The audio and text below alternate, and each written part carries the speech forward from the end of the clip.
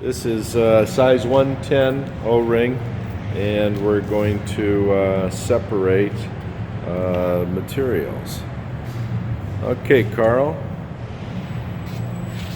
The black O-rings are the good product, and we've spiked the material with some white O-rings, which should separate to the bin in the front of the machine. Using a vibratory feeder to introduce the O-rings to the drum.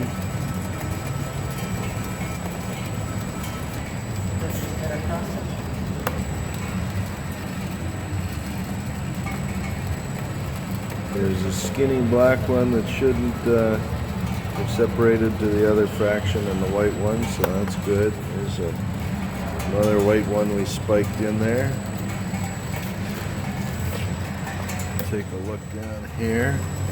There are all the black ones that are where they should be.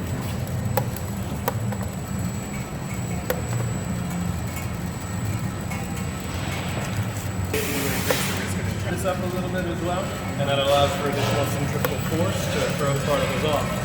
But again, the opposite happens.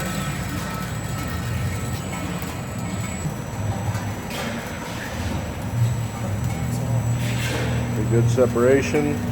Look at the other fraction.